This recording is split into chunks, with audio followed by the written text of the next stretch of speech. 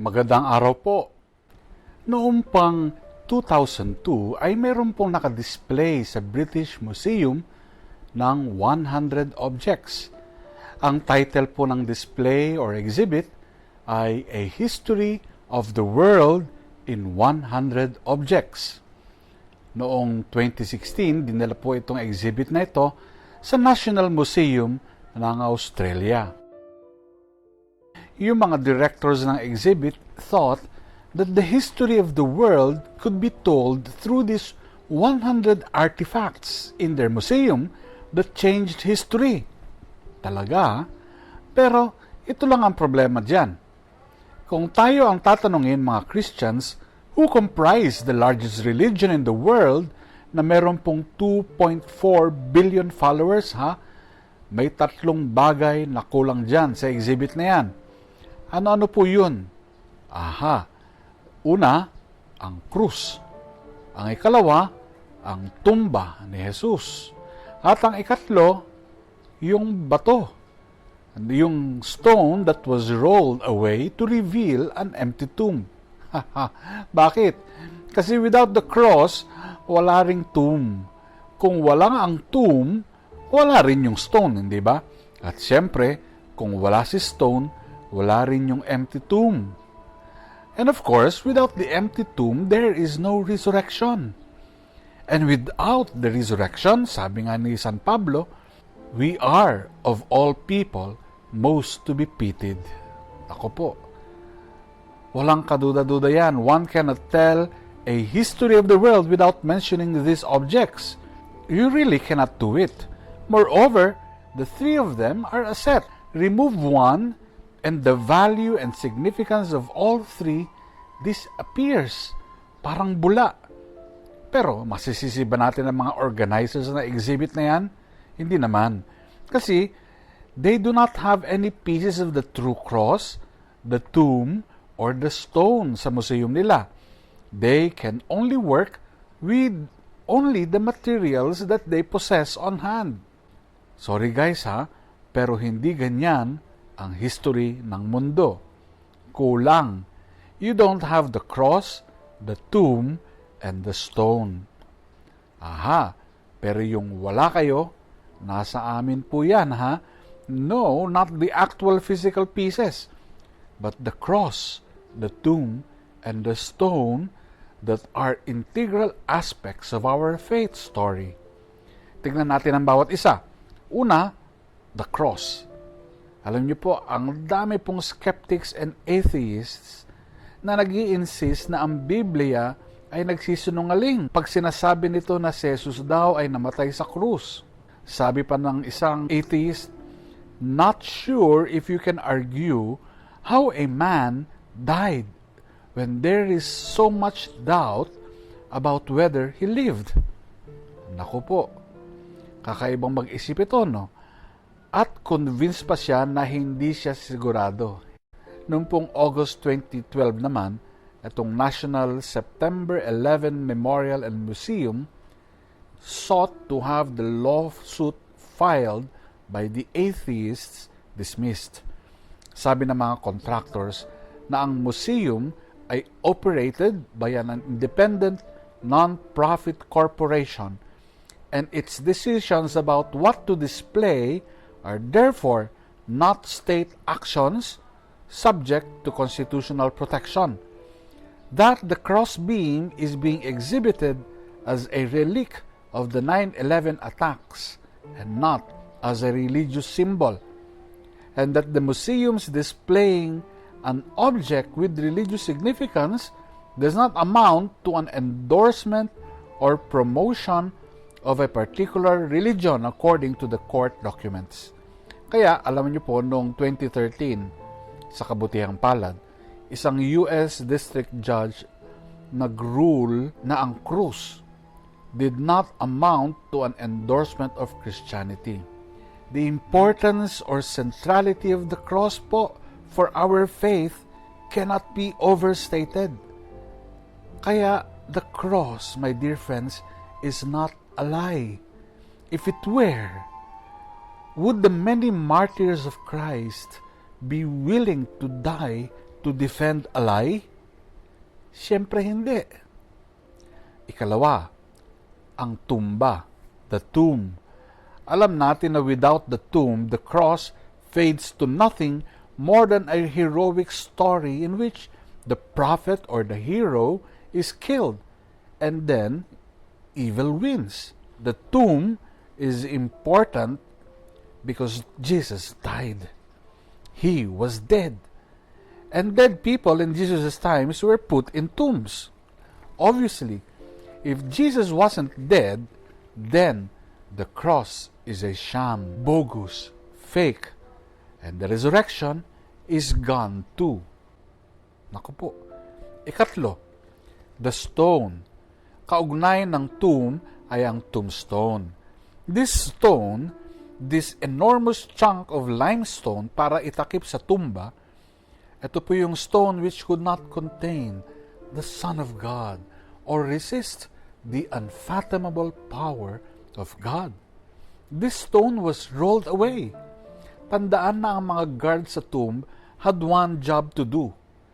No one touches the stone. The tomb is sealed. Sabi nga sa kanila, keep it that way or heads will roll. Yari kayo kapag hindi nyo binantayang maigi ang tumba na yan. And yet, come Easter morning, the stone is rolled away and the tomb is empty. Aha! The tombstone becomes the touchstone. Ano ba yung touchstone? Alam niyo po, a touchstone is a small dark-colored tablet of stone with a finely grained surface.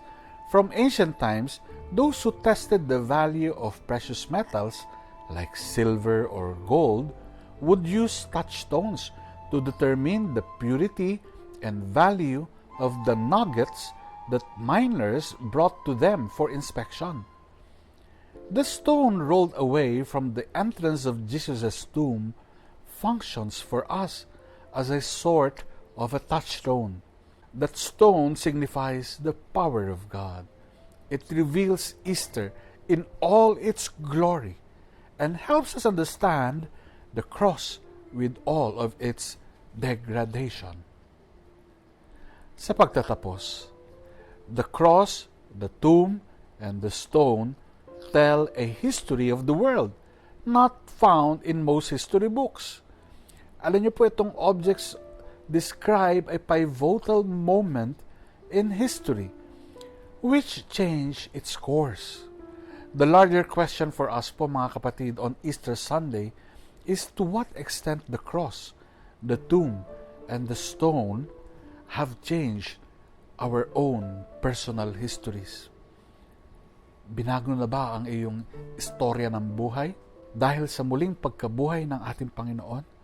What difference does it make to us that Jesus died on the cross? Does it matter that He suffered? What difference does it make that Jesus lay dead in a tomb for 3 days? What difference does it make that on Easter morning, the stone was not snug and sealed against the opening on the tomb? God desires to alter or change your own personal history. Balik tanawin mo na lang kung paano ito binago ng Diyos sa buhay mo ngayon. Kapatid, hindi nagsisinungaling ang Biblia sa atin.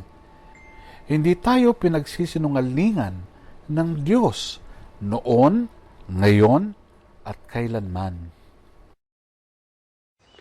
Okay.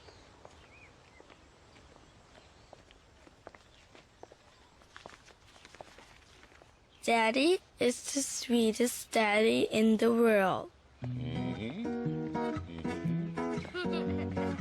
Daddy is the most handsome.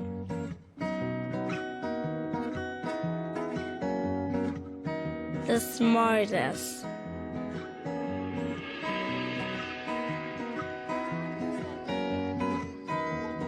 The most clever.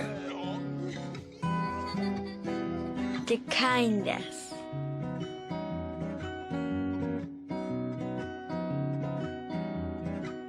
He is my Superman.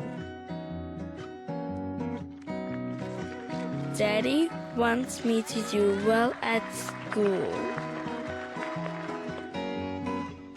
Daddy is just great, but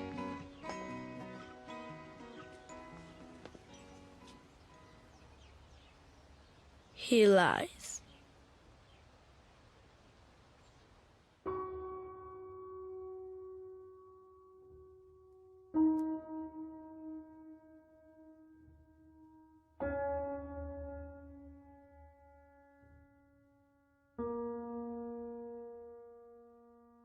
He lies about having a job.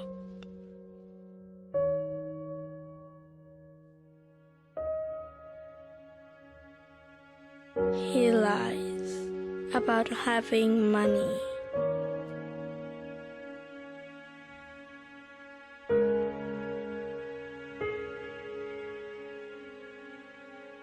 He lies that he's not tired.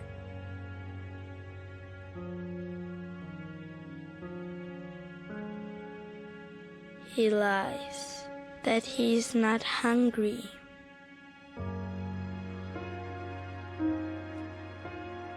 He lies that we have everything.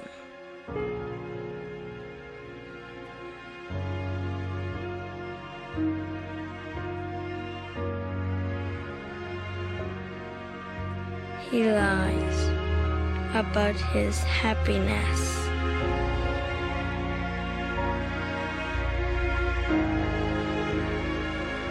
He lies because of me.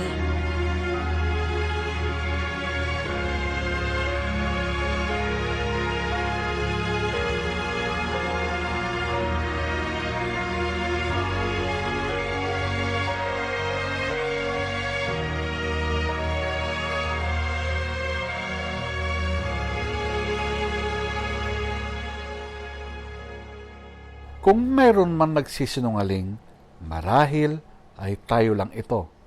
Gusto natin sigurong itago ang ating pagkamakasalanan, ang ating karukhaan, ang ating matinding pangangailangan sa Diyos ng mga buhay.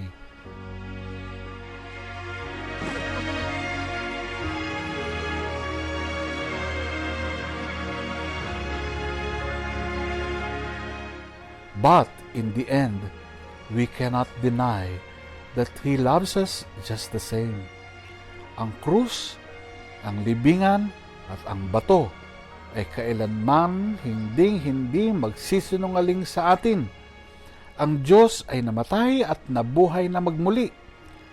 At ikaw at ako, kapatid, ang nagsisilbing bato upang palayain ang puso at isipan natin mula sa libingan ng Diyos na nabuhay muli para sa atin.